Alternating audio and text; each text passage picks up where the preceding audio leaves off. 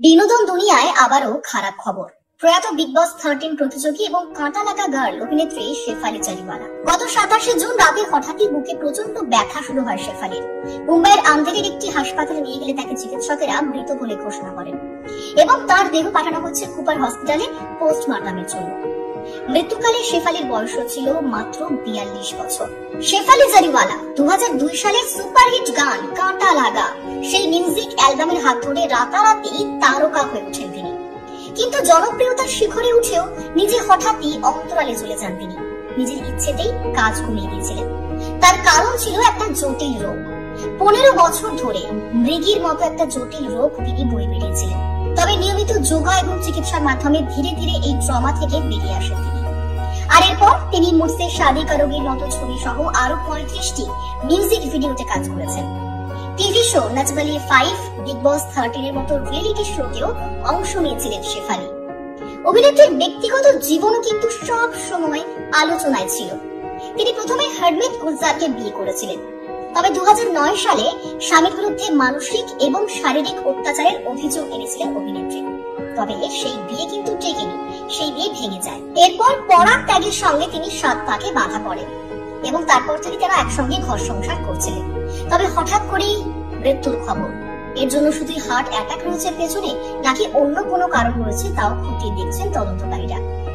2021 সালে বিগ বসে শেফালির সঙ্গে ছিলেন সিদ্ধার্থ শুক্লা এবং কতটা কোইন্সিডেন্স ভাবুন, তিনিও কিন্তু 2021 সালে কার্ডিয়াক অ্যারেস্টে মারা গিয়েছিলেন। এবং বিগ বসের ওই সিজনে এসে সিদ্ধার্থ শুক্লা এবং শেফালি তারা স্বীকার করে নিয়েছিলেন একসময় তারা নাকি ডেট করেছিলেন। কি নিয়তি ভাবুন, সেই দুজনেই একইভাবে কার্ডিয়াক অ্যারেস্টে মারা গেলেন এবং তাও কম বয়সে। এই কম বয়সে হার্ট অ্যাটাকের প্রবণতা রীতিমতো বড় প্রশ্ন চিহ্ন তুলে দিচ্ছে দিনের পর দিন। এবং তারই পাশাপাশি মাত্র 42 বছরে একটা প্রাণ চলে যাওয়াতে রীতিমতো শোকের ছায়া বিনোদন জগতে। মৃত্যুর আগে ইঙ্গিত দিয়েছিলেন, স্বামী পরাগ মানতে চাননি। কোন ইচ্ছে অপূর্ণ রয়ে গেল শেফালি? মৃত্যুর 5 ঘন্টা আগে অভিনেত্রী হাঁটতে বেরিয়েছিলেন প্রিয় পোষ্যকে নিয়ে। তাঁর স্বাদ অপূর্ণ থেকেই গেল। মাত্র 42-এ শেষ শেফালি জারিওয়ালার জীবন। কিভাবে মৃত্যু হলো অভিনেত্রীর এখনও নিশ্চিত নয় পুলিশ। শনিবার সকাল পর্যন্ত পাওয়া যায়নি পরিবারের কোনো বিবৃতিও। অথচ মৃত্যুর ঘন্টা 5 আগেও প্রিয় পোষ্যকে নিয়ে হাঁটতে বেরিয়েছিলেন অভিনেত্রী। অকাল মৃত্যুতে শেফালির স্বাদ থেকে গেল অপূর্ণ। 2014 সালে অভিনেতা পরাগ ত্যাগের সঙ্গে বিবাহ বন্ধনে আবদ্ধ হন শেফালি। প্রায় 11 বছরের দাম্পত্যে নিঃসন্তান তাঁরা। জানা গিয়েছে শেফালির ইচ্ছে ছিল সন্তান দত্তক নেওয়া।